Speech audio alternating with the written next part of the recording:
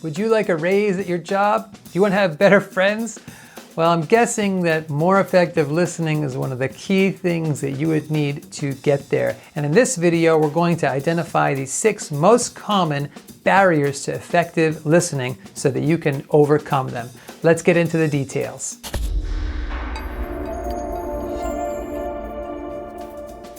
Hello again, friends. Alex Lyon here, and this channel is here to help you increase your personal impact as a leader so that you can bring out all the best in the people around you.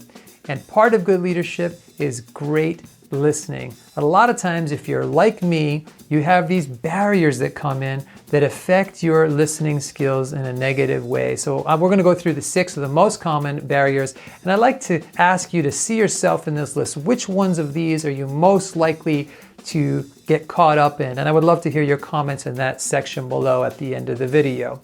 So the first barrier is distractions. This is very common. If you have your phone out on the desk when you're trying to listen, you can very likely be preoccupied by that. If you are distracted by noise or another conversation coming from a different room, that can throw you off. For me, my golden retriever is absolutely gorgeous and beautiful and fun. And so if she's trying to play with me while I'm talking to my wife or my son, then she's going to be a distraction. And so what you have to do is manage these distractions. Turn the phone off and put it completely away so you can't even see it. Close the door, move to a different location, put the dog in the other room for a little while so you can focus and not be distracted. The second most common barrier is preoccupation. It's very related to the first, but in this case, the preoccupation is happening in your mind. So you might be already thinking about something else when you enter the conversation. You might have anxiety about something. You might be thinking about what you're going to do in the future in a little while, and that can preoccupy you. You can also do what we call drift. So the person says one word, for whatever reason that pops out, and then you go off in your mind, you drift off in another direction on whatever that word means to you. That can be a huge distraction as well, a huge preoccupation. So the third most common problem and barrier is listening too much to the details and the facts in a conversation, or if you're listening to some content in a workplace setting. So a lot of times we get focused on the details, and when I try to follow every single move, I get a little bit lost and I lose the big picture. So the solution here is to back up a little bit and listen for the overall big picture and not worry so much about the details. You can always ask follow-up questions later if you miss something, but if you're listening for the overall message, then you're much more likely to tune in and really focus on what the person is saying. Another barrier to effective listening is the topic. Maybe this topic is just boring to you. Maybe you don't care about it. Maybe it's something that you actively do not like, and that is going to be very difficult. The solution here is to develop a curiosity and just make your mind up that you're going to take an interest in what the other person is saying.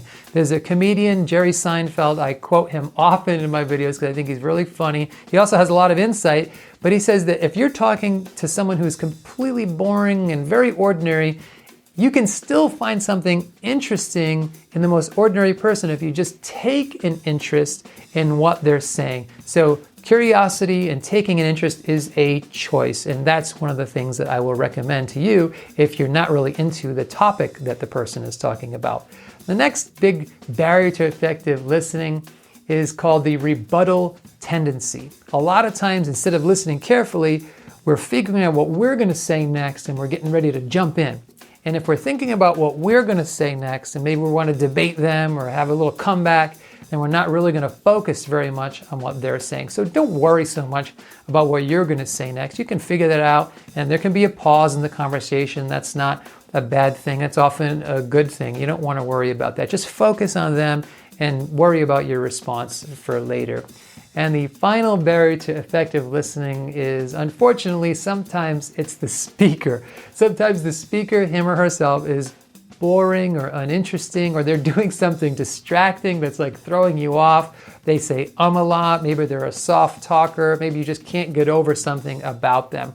And what I like to do in this situation is try not to be too judgmental of the speaker, and I try to have a little bit of compassion for their person as a human being and not worry about how they're performing as a communicator, but just tune into who they are as a person and care a little bit more about them. And that helps me become a better listener in the moment and get over that barrier. So here's a list of barriers, and I'm wondering where you see yourself in this list. Which one or more of these are you most likely to be distracted by or put off by? Which of these are your biggest barriers? I would like to hear that comment in that section below, and I look forward to reading those. So thanks, God bless, and I will see you in the next video. This list of barriers is going to affect you and make you, and part of good leadership